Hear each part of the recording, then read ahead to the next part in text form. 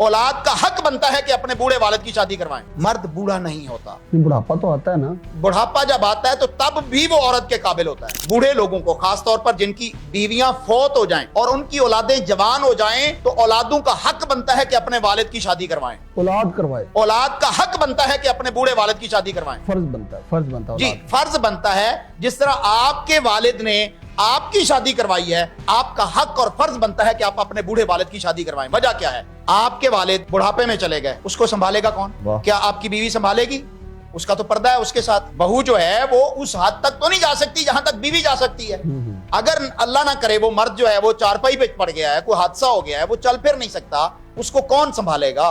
अगर उसकी बीवी होगी तो वो बीवी उसका लिबास है। और अगली बात कि मर्द कभी बूढ़ा नहीं होता, ये बात याद रखिएगा, मर्द कभी भी बूढ़ा नहीं होता। और हमारी औरतें बहुत ज्यादा इस भूल में मार खा जाती हैं कि ये तो बाबा जी हैं, सफेद दाढ़ी वाले हैं, सफेद बाल वाले हैं, वो उसके करीब जाते हैं पीरी मुरीदी के चक्कर में, और पीर सब हाथ फेर के सारा कुछ ही कर जाते हैं। बुढ़ापे में क्या उसको औरत की जरूरत नहीं है? बल्कि मैं समझता हूं कि उसे जवानी से ज्यादा जो है वो बुढ़ापे में औरत की जरूरत और ख्वाहिश होती है। हमने मुआशरे को देखा है, लोगों को देखा है, उस वक्त औरत की ज्यादा ख्वाहिश होती है मर्द को, और आप उस वक्त कहते हैं नहीं नहीं इसकी शादी नहीं करनी, इसके तो आगे बच्चे हो गए हैं, बच्चों के भी बच्चे हो गए हैं, इसकी तो बहू है जवान है, इसकी तो बेटियां जवान है। तो शादी उस वक्त भी करनी चाहिए